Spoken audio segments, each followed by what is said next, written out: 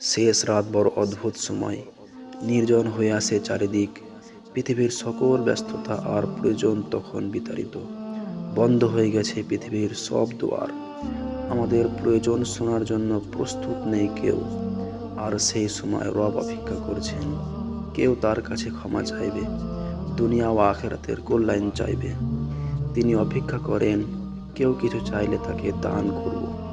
পৃথিবীর মানুষের সব ঘৃণা, অবহেলা, অপভেদ, বিপর্যস্ত বান্দার জন্য তিনি নিজের দুয়ার খোলা রেখেছেন।